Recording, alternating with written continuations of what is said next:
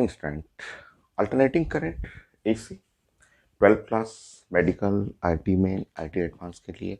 और हम लोग डिस्कस कर रहे हैं different type of AC circuit, जिसमें क्लास में ये कंप्लीट हो गया है, ये भी हो गया है और अलग अलग तीनों सर्किट कंप्लीट हो गया है।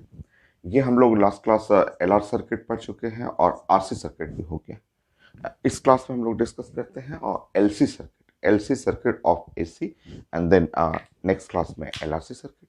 सो नेक्स्ट 1 2 3 4 5 6 पार्ट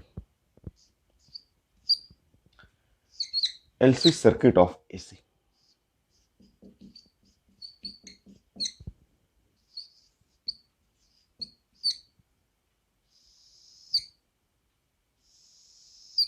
तो सेम मेथड सेम है। सबसे पहले ड्राइंग करेंगे, करंट गिवन रहेगा, उसके हेल्प से पोटेंशियल निकालना है। तो number 1,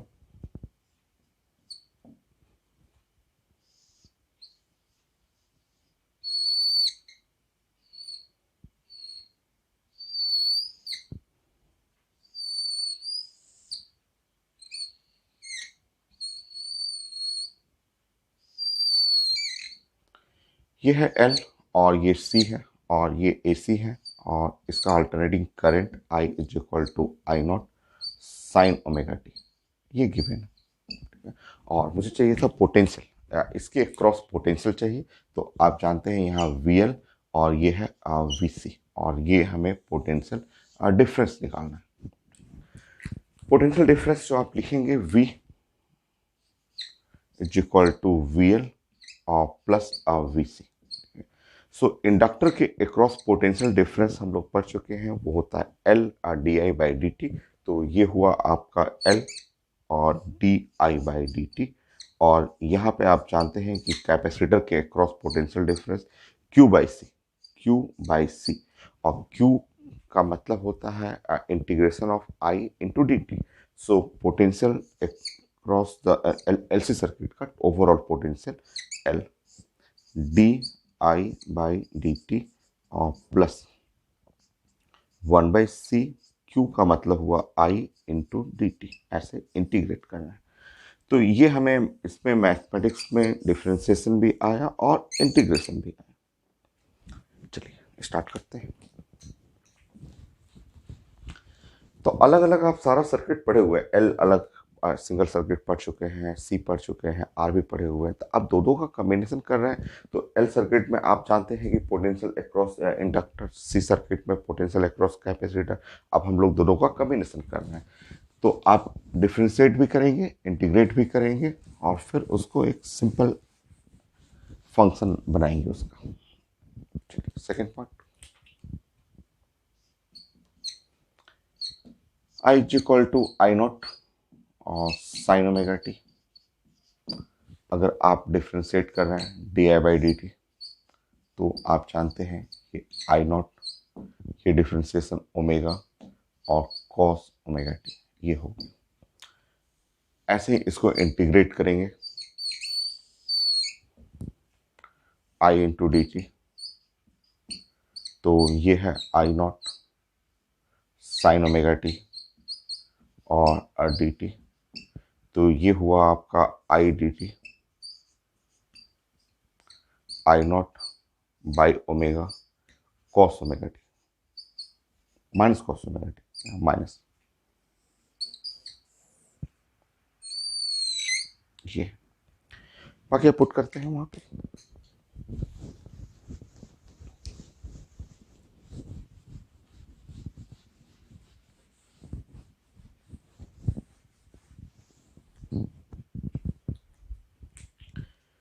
so potential L D I by D T plus 1/c I D T.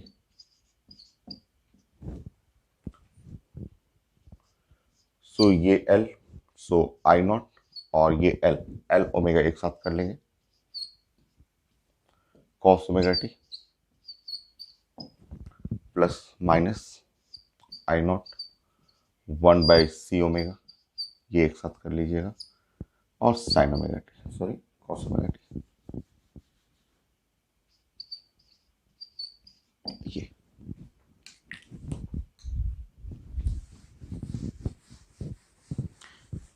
तो आप सिंगल सिंगल सर्किट आप पढ़ चुके हैं और आप जानते हैं कि ये जो टर्म है, इस टर्म को हम लोग बोलते हैं एक्स एल। ये आप पढ़े हुए हैं, ये है X L. X L is equal to omega into L या 2 पाई एफ एल, ऐसा ये पढ़ चुके हैं हम लोग। इसको बोलते हैं एक्स सी, ये 1/ओमेगा सी। एक्स सी जो कि resistance of capacitor, x L resistance of inductor. तो आप जानते हैं ये है 1/ओमेगा सी, 1/2 पाई एफ सी। ये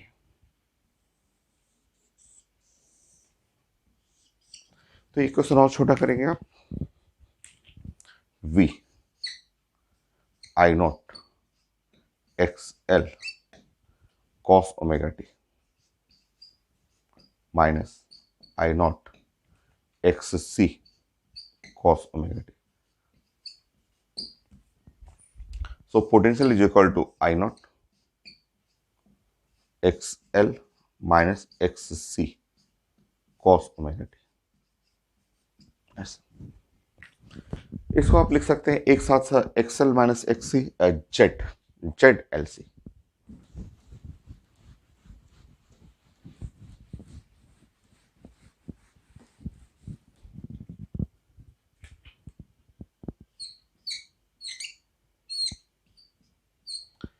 इसकी जगह आप लिख सकते हैं Z, Z L C.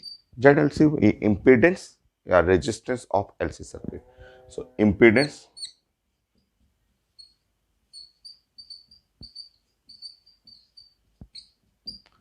Of L C circuit.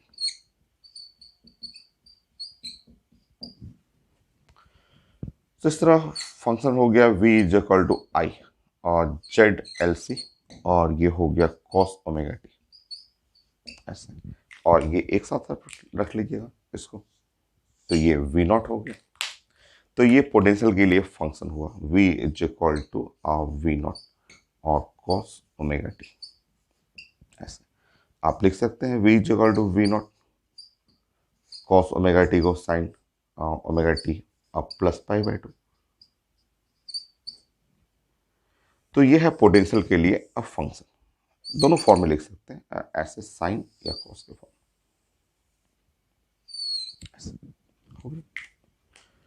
Next, अब दोनों करंट और पोटेंशियल में हमें फेज डिफरेंस निकालना है।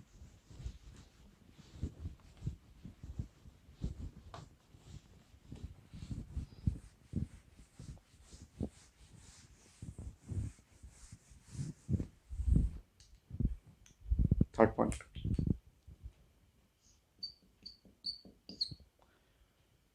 LC circuit of AC.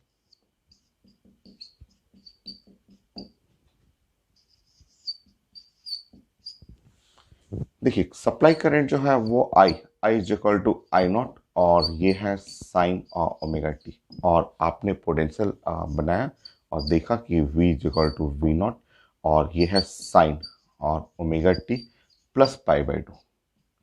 और इस तरह यहाँ से दोनों को देख के क्लियर पता चल रहा है कि दोनों में फेज डिफरेंस जो है वो 5 पाई/2। तो फेज डिफरेंस में ये वाला और ये वाला डिफरेंस आप लेते हैं और बड़े में से छोटा घटाना है, जो बड़ा है उसमें से छोटा घटाना है, तो 5। ये फेज डिफरेंस।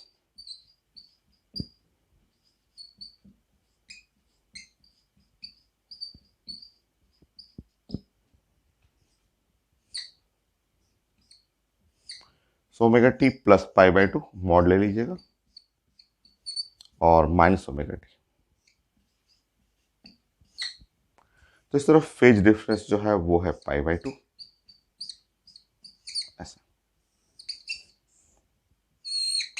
और फेज डिफरेंस पाई/2 होने के चलते power factor 0 cos 5, power consume वो भी 0 हो जाएगा। तो नेक्स्ट 2 पॉइंट यहाँ पे लिख लेंगे।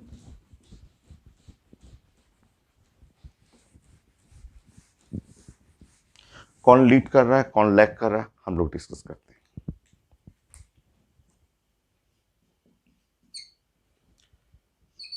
सो LC सर्किट ऑफ AC।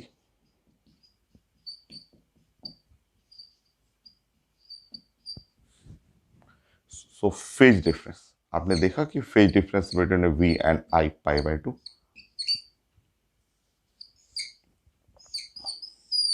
तो फेज डिफरेंस के चलते अगर आप पावर फैक्टर निकालेंगे, power factor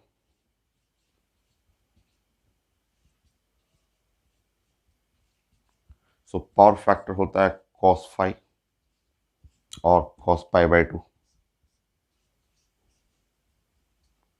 cos pi by 2 zero हो गया ऐसे।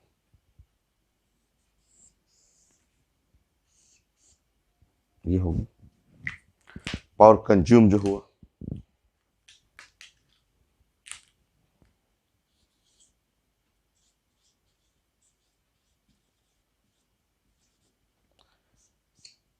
VRMS IRMS cos फाई, ये है पावर कंज्यूम। ये पावर कंज्यूम जानते हैं, ये जो cos फाई जीरो हो गया तो पावर कंज्यूम भी LC सर्किट में जीरो हो जाएगा।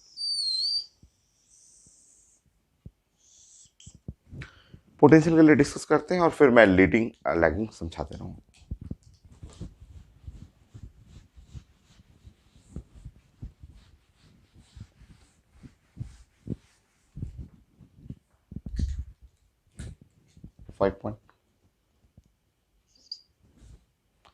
आपने बनाया V is equal to V not और यहाँ पे cos ओमेगा टी ये था आपका। इससे पहले V नॉट का मतलब हुआ I नॉट और Z LC और इंटू cos ओमेगा टी। तो आपने जो प्रूफ किया था उसमें ये I नॉट और ये था आपका XL और minus XC cos omega T. तो अब आप कंपेयर करेंगे तो यहाँ देखिए आपका अगर ये जो V नॉट है, आपका V नॉट है वो है I नॉट और XL माइनस XC, ये इसके बराबर रहेगा। तो दोनों साइड कंपेयर करेंगे तो ये V नॉट लेफ्ट साइड और ये है I नॉट और XL माइनस XC ऐसे। तो ये है लेफ्ट साइड V नॉट और ये है I नॉट और XL माइनस I नॉट और XC ऐसे। लेफ्ट साइड लिखेंगे V नॉट और ये VL और ये वाला हो गया माइनस VC। तो potential across inductor minus potential across capacitor ये ऐसे।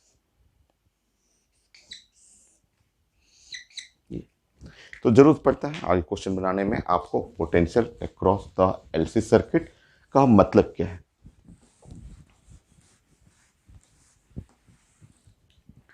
तो ये आपको ध्यान रखना है कि ये जो LC सर्किट है ये L है और ये C है,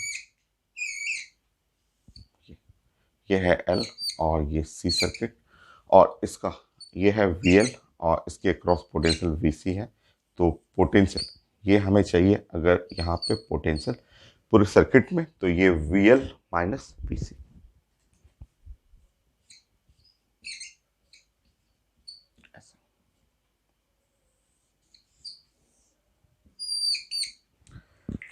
और अगर आपका रेजिस्टेंस के लिए पढ़ना हो तो ये है L और ये C और इक्विवेलेंट टू, और अगर मैं यहाँ पे ऐसे ये है XL resistance of L circuit और ये है XC जो resistance of the C circuit और ये इसको हम लोग बोलेंगे ZLC और ZLC।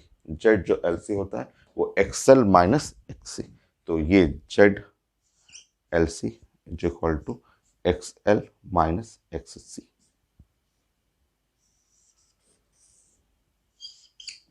देखिए ये हो गया आपका। तो नेक्स्ट है कि कौन लीड कर रहा है कौन लैग कर रहा है करंट और वोल्टेज में, तो वो यहां से बन जाएगा। चलिए देखते हैं 6।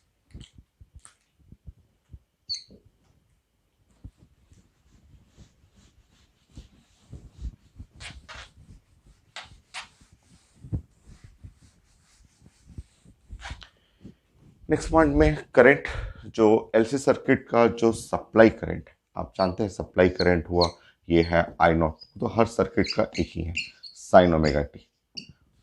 और आपने जब पोटेंशियल डिराइव किया तो वो हुआ आपका आई नॉट, और आपने देखा कि एक्सएल और माइनस एक्स सी ऐसे, और फिर आपने यहाँ लिखा था साइन और omega T plus pi by two, cos omega T था, तो आप ऐसे लिख सकते हैं।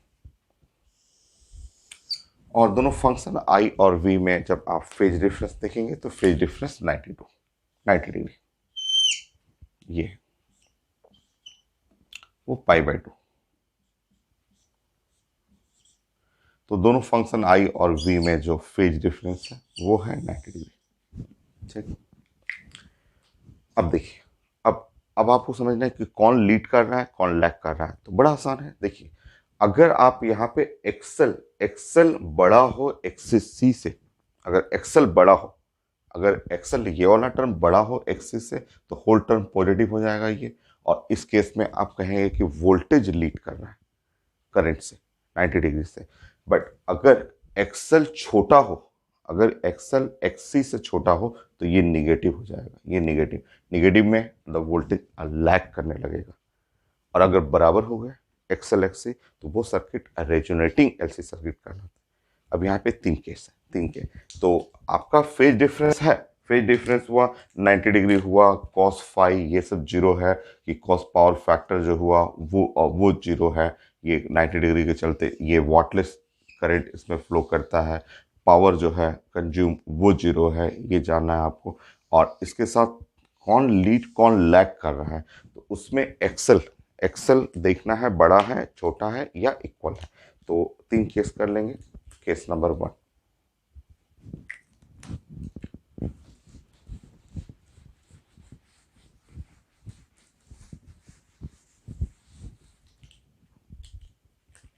Case 1,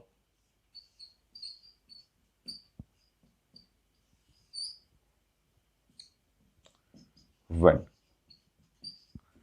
Excel greater than X C, X L बड़ा हो तो ये टर्म पॉजिटिव हो जाएगा। Then voltage lead the current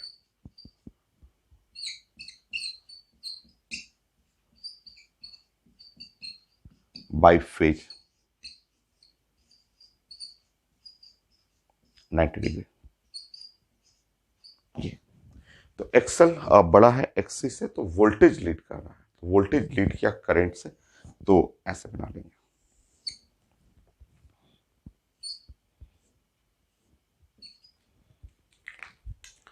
तो इस केस में वोल्टेज जो है वो लीड कर रहा है, कोई भी, जैसे मैंने, ये है करंट और ये है वो,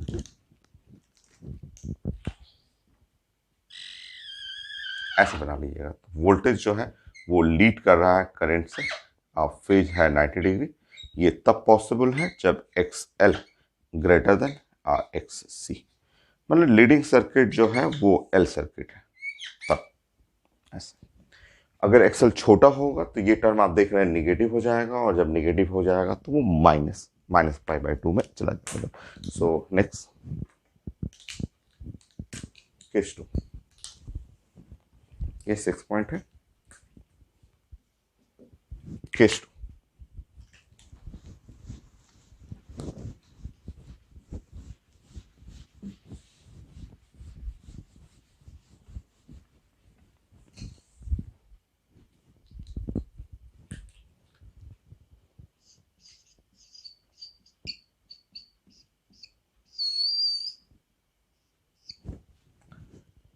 when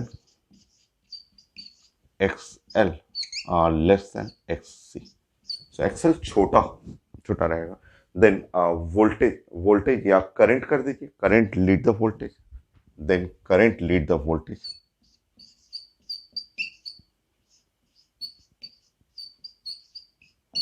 लीड द वोल्टेज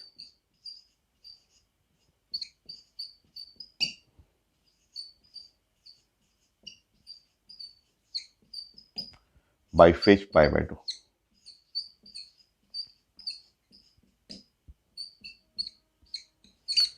तो आप ड्राइंग बना लेंगे, फेजर डायग्राम।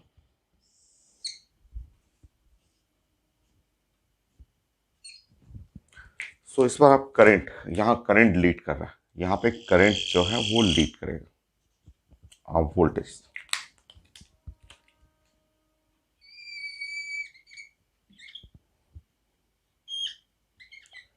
तो ये तब है जब आप देख रहे हैं कि X C greater than X L, ऐसे, या X L are less than X C, ऐसे हो गया। और जब दोनों बराबर हो जाए तो ये एलसी सर्किट जो होगा रेजोनेटिंग एलसी सर्किट कहलाएगा। So when X L equal to X C, case 3।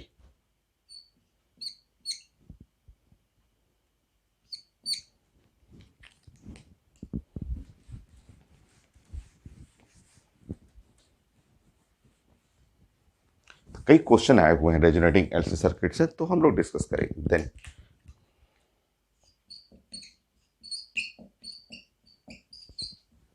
Defined as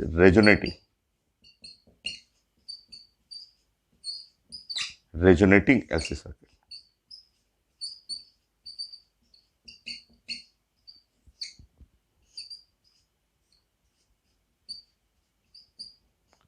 तो ये रेजोनेटिंग एलसी सर्किट है।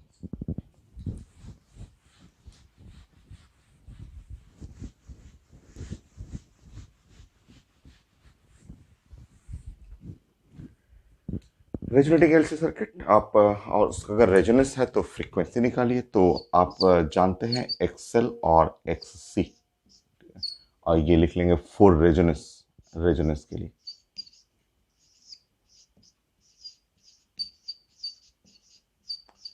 सो रेजोनेंस के लिए एक्सएल और एक्ससी बराबर होगा, और एक्सएल का मतलब आप जानते हैं 2 पाई एफ एल, या ऐसे स्लो स्लो करेंगे तो एक्सएल का मतलब हुआ ओमेगा एल, और एक्ससी का मतलब होता है 1/ओमेगा × सी, ऐसे। या आप लिख सकते हैं 2 पाई एफ एल, या 1/2 पाई एफ सी। सो इस साइड करेंगे तो फ्रीक्वेंसी का स्क्वायर 1 बाई, यहाँ पे ये हुआ 2 पाई 4 पाई² और इंटू सी इंटू एल। तो फ्रीक्वेंसी जो हो गया 1/2 पाई √LC, ऐसे। और फ्रीक्वेंसी का उल्टा करेंगे तो टाइम पीरियड। तो ऑसिलेटिंग एलसी सर्किट का फ्रीक्वेंसी और 1 टाइम पीरियड करिए, तो इससे बहुत सारे क्वेश्चन पूछे गए हैं। तो क्वेश्चन मैं डिस्कस करूंगा, ये है, देखिए। तो ऑसिलेटिंग एलसी सर्किट अगर ऑसिलेटिंग है तो उसके लिए फ्रीक्वेंसी, उसके लिए टाइम पीरियड, तो ये फंक्शन हुआ, कोई याद नहीं करना है। आप जानते हैं एक्सएल और एक्ससी बराबर करना है, बाकी आप सॉल्व करेंगे तो अपने आप आ जाएगा। नेक्स्ट,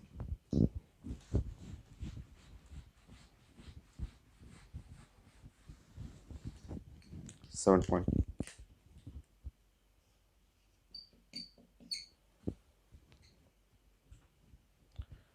सो ऑसिलेटिंग एलसी सर्किट।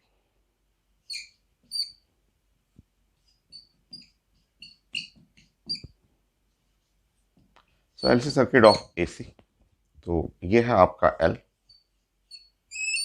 और ये है सी, ऐसे।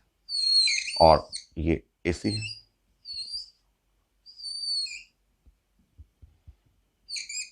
ये एलसी सर्किट ऑफ एसी। तो एलसी, और अगर हम लोग बात करेंगे रेजोनेंस, अगर ये रेजोनेंस में आ गया, सो रेजोनेंस में आप जानते हैं एक्सएल और एक्ससी बराबर हो गया, और इस तरह हमें फ्रीक्वेंसी चाहिए, तो 1/2 पाई और √L × C, ये फ्रीक्वेंसी के लिए। और टाइम पीरियड का फॉर्मूला निकालेंगे तो ये हुआ 2 पाई √LC, ये हो गया। अगर मेरा सर्किट इस टाइप का हो, देखिए, तो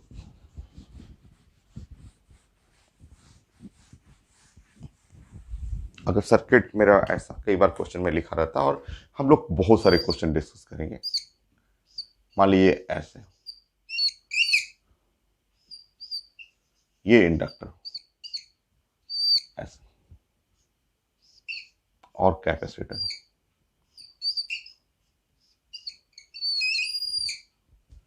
और ये सर्किट,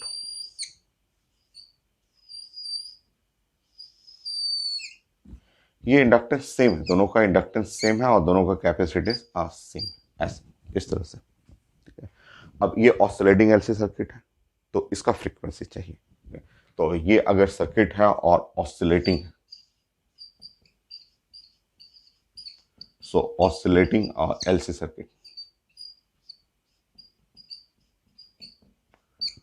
और मुझे इसका फ्रीक्वेंसी चाहिए, ऐसे फ्रीक्वेंसी निकालना। तो समझिए यहाँ पे, ठीक है, अगर ये आप देख रहे हैं, ये अगर आप पैरेलल में, तो इंडक्टर का कॉम्बिनेशन और रेजिस्टेंस कॉम्बिनेशन सेम होता है।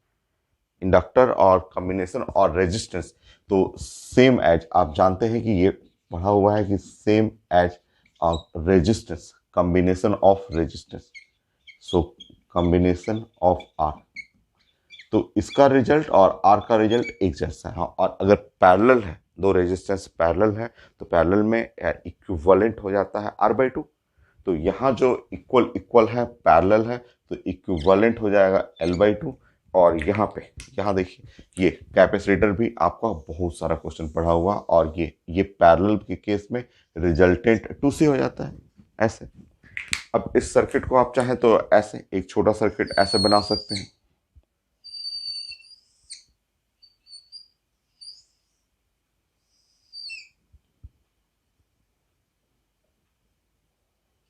तो ये सर्किट आपका एक छोटा सर्किट बन जाएगा।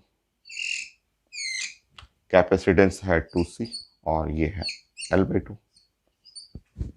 ओके, बाकी अगर रेजोनेंस है ऑसिलेटिंग एलसी सर्किट में, रेजोनेट में आपका फ्रीक्वेंसी जो चाहिए 1/2 पाई, और ये √LC, तो रिजल्टेंट तो हो गया L/2, और कैपेसिटेंस है 2C, तो 2 और 2 कट जाएगा, तो ऐसा तो फिर से वही रह गया, तो 1/2 पाई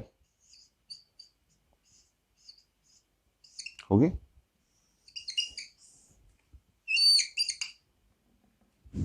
नेक्स्ट,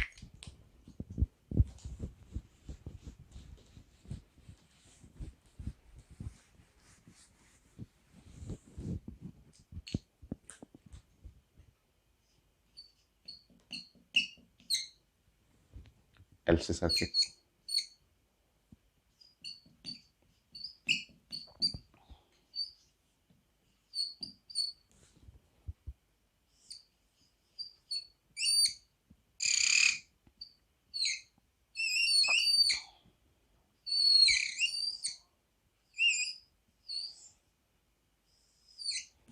तो ये है L और C सर्किट, ऐसे।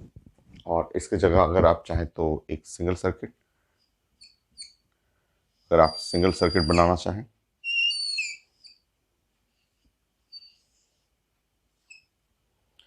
तो इसको आप लिख सकते हैं ZLC, सिंगल सर्किट बनाएंगे ZLC।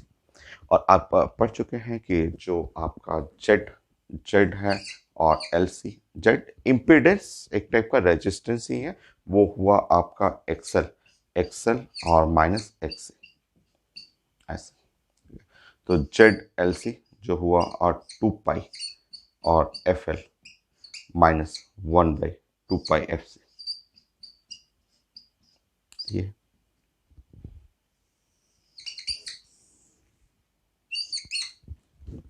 प्लॉट करेंगे इसको तो फ्रीक्वेंसी के रिस्पेक्ट में।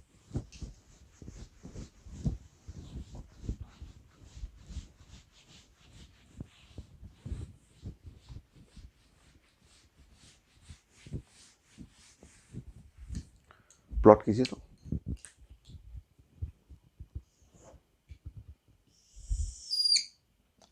ये है फ्रीक्वेंसी और ये है ZLC। तो फंक्शन कुछ ऐसा है, जेड और LC।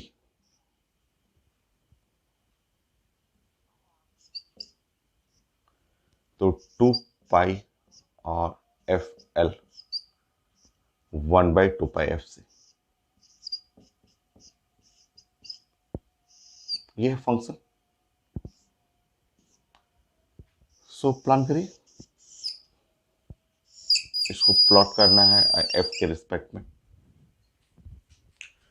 देखते हैं कि अगर फ्रीक्वेंसी जीरो करते हैं, अगर आप फ्रीक्वेंसी जीरो करेंगे उसमें आप पुट करके देखिए कि अगर मैं प्लान कर रहा हूँ कि इफ फ्रीक्वेंसी को मैं जीरो कर दूं, अगर ये फ्रीक्वेंसी जीरो, क्योंकि ये एक्स एक्सिस की तरफ फ्रीक्वेंसी है, तो ये जो जेड है, जेड एल सी जो हुआ वो फर्स्ट टर्म तो हो गया जीरो और सेकेंड टर्म हुआ माइनस, ये हुआ आपका 1/0 और 1/0, 1/0 जो हो गया 1/0, तो ये हुआ माइनस इन्फानेट, ये माइनस इन्फानेट। अगर फ्रीक्वेंसी को जीरो करेंगे तो ये हुआ माइनस इन्फानेट, ऐसा होगी। ठीक है, मतलब ये इधर आएगा। ठीक है, और फिर से अगर देखते हैं कि अगर हम लोग प्लान करते हैं इफ फ्रीक्वेंसी को मैं इन्फानाइट कर दूं, अगर इन्फानाइट कर दूं तो ये इन्फानाइट हो गया और 1/इन्फानाइट जीरो, तो जेड जेड एल सी जो है वो इन्फानाइट के बराबर हो जाएगा। तो एक दो पॉइंट मिल गया और उससे आपको समझ जाना है कि ये रेक्टेंगुलर हाइपरबोला भी है, ग्राफ 1/, है, तो ग्राफ कुछ ऐसा होगा। देखिए तो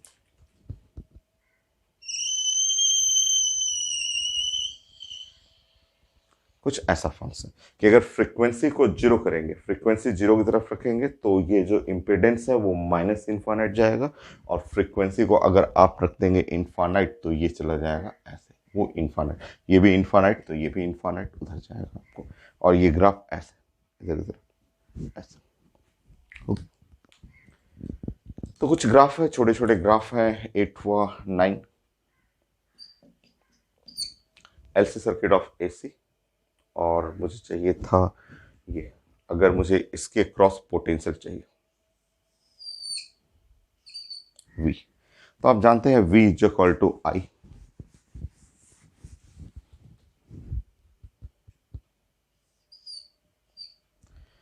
सो V जो चाहिए तो V is equal to I और जेड एल सी। ठीक है, तो V is equal to I और Z L C X L और माइनस एक्स सी, ऐसे ये, या I V और डिवाइड बाई एक्सएल और माइनस एक्स।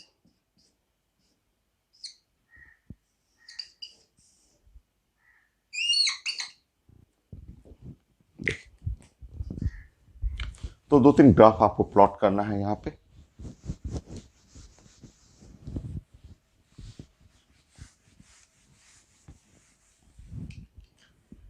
तो ये जो फंक्शन है मुझे आई इज इक्वल टू वी और डिवाइड बाई ये जो जेड और एल सी था, या आई इज इक्वल टू वी और डिवाइड बाई एक्सएल और माइनस एक्स सी था, ऐसे। तो ये मुझे प्लॉट करना है। ये है आपका जेड और एल सी और ये है आई, ऐसा। तो प्लॉट करेंगे और इसमें आई आई के लिए प्लॉट करना है, तो देखिए यहाँ पे आप ध्यान रखना है आपको, ऐसे कुछ ग्राफ इस टाइप का आता है, ऐसे ये। तो ये जो कंडीशन है, ये वाला कंडीशन जो हुआ ऐसा, ये कंडीशन हुआ जब एक्सएल और एक्ससी बराबर हो जाएगा, जब अगर आप एक्सएल और इक्वल टू और एक्ससी अगर ये बराबर करेंगे, एक्सएल और एक्ससी बराबर करेंगे, तो नीचे का टर्म, डिनोमिनेटर टर्म क्या हो जाएगा, जीरो, और 1/0 का मतलब इन्फानाइट। तो इन्फानाइट कई लोग ऐसे प्लॉट करते हैं कि यहाँ पे करंट मैक्सिमम हो जाएगा, रेजोनेंस के टाइम पे करंट जो हुआ वो मैक्सिमम, ये आई जो होगा वो पिक पे चला जाएगा मैक्सिमम। कुछ लोग ऐसे भी प्लॉट करते हैं, कहीं कहीं बुक में ऐसे भी रहता है कि ऐसे इस जगह पे है मैक्सिमम है, तो यहाँ ऐसे डॉटेड डॉटेड ऐसे दे देते हैं लोग, ऐसे, और फिर यहाँ से ऐसे कर देते हैं, फिर डाउन डाउन साइड ऐसे आता है। तो दोनों ग्राफ ऐसे प्लॉट कर सकते हैं कि ये जो रेजोनेटिंग टाइम है, रेजोनेंस जब होता है उस समय देखेंगे कि तो रेजोनेंस होते ही करंट करंट जो होगा वो इन्फानाइट 1/, ये टर्म जीरो हो जाएगा और 1/0 इन्फानाइट, इन्फानाइट मतलब मैक्सिमम कह सकते हैं, तो maximum current at resonance.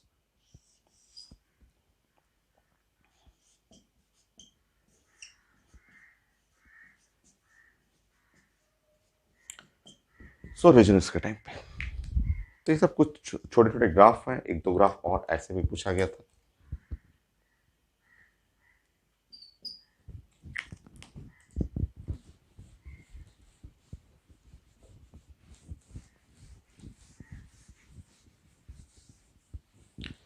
So LC circuit of AC, LC circuit के लिए आप प्लान करिए।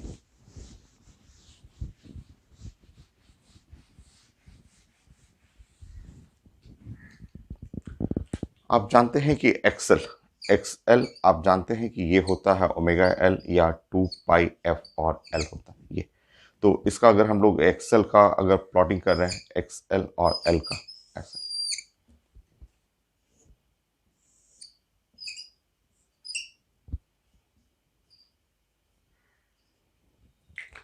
तो इसका प्लॉट करेंगे ऐसा एक्सएल के लिए।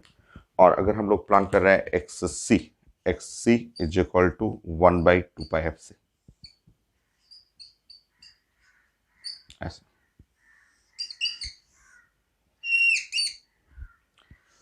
सो एक्स सी के लिए प्लॉट करेंगे तो कुछ ऐसा। ये है आपका रेक्टेंगुलर हाइपरबोला ऐसा।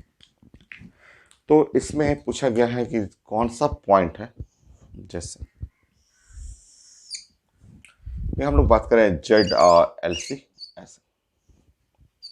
तो इसमें देखिए ये वाला ग्राफ हो जाएगा आपका एक्सेल के लिए, ये है ग्राफ एक्सेल के लिए, और ये ग्राफ है एक्स सी के लिए।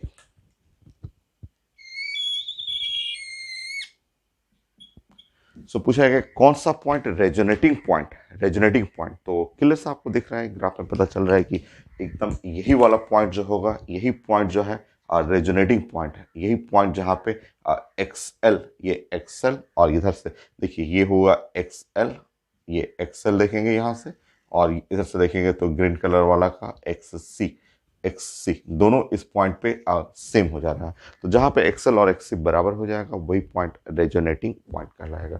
तो ये पॉइंट है जो कि रेजोनेटिंग पॉइंट होंगे,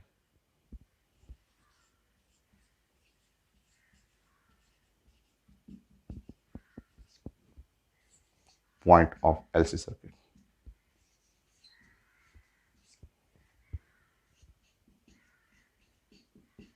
तो रेजोनेटिंग पॉइंट के लिए एक्सएल और एक्स सी बराबर होना चाहिए। तो इस केस में रेजोनेंस आ जाता है। तो ये पॉइंट है, इसको रिवर्स करके ऐसे भी लिखा रहता है।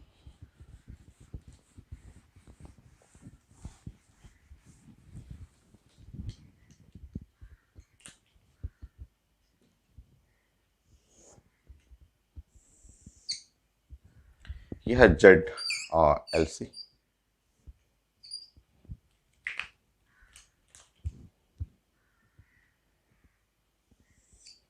ये है एक्सएल के लिए, और ये ग्राफ है एक्स सी के लिए।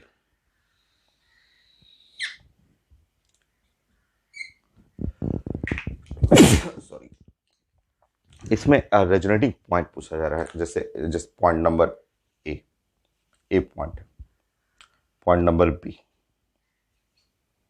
Point number C, point number D. तो पूछा गया कि इसमें रेजोनेटिंग पॉइंट कौन सा है।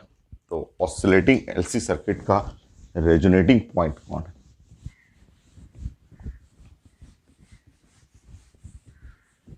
एकदम इजी है। तो पता चल रहा है कि रेजोनेटिंग पॉइंट सी है। तो इसमें रेजोनेटिंग पॉइंट कौन सा है,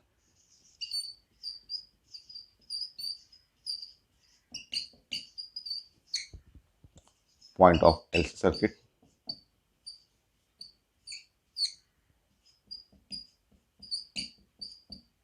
सो जो ऑप्शन है सी वो हुआ, क्योंकि रेजोनेटिंग पॉइंट पे एक्सएल और एक्स सी अब बराबर होना चाहिए। अगर साइन अपोजिट है तो मॉड कर लीजिएगा, कम से कम मॉड, मॉड को तो बराबर करना है। एक्सएल और एक्स सी का जो मैग्नीट्यूड है वो बराबर कर लीजिएगा, ठीक है। और यहाँ पे तो आ रहा है मैग्नीट्यूड, देख लीजिए। जैसे ये वाला हो गया, यहाँ से अगर ये डायमेंशन ले रहे हैं, ये डायमेंशन, तो ये हुआ आपका एक्स एल का डायमेंशन हुआ, और और ये नीचे आएंगे तो नीचे आएंगे तो जितना लेंथ ऊपर है उतना लेंथ नीचे है, तो एक्स सी हुआ, है ना। ऊपर का डायमेंशन नीचे डायमेंशन दोनों क्या सेम है। तो मॉड लेना होता है, मॉड दोनों का सेम हुआ, ऊपर का और नीचे का दोनों लेंथ। अब यहाँ देखेंगे तो ये वाला बड़ा हुआ, ये छोटा हुआ, यहाँ देखेंगे तो ये बी वाला, ये एक्स सी बड़ा है, ये छोटा है, तो ये एक परफेक्ट पॉइंट है जहाँ पे दोनों लेंथ बराबर। तो इसमें यही है, एलसी सर्किट का रिजल्ट यही है। क्वेश्चन है बहुत सारा है, तो हम लोग डिस्कस करेंगे क्वेश्चन। अभी एक सर्किट और बचा हुआ है, तो नेक्स्ट क्लास वो डिस्कस करते हैं। अब फिर उसके बाद और छोटे छोटे कुछ रिजल्ट होंगे, तो उसके बाद बहुत सारा क्वेश्चन प्रैक्टिस करेंगे। बहुत इजी टॉपिक है। Next class.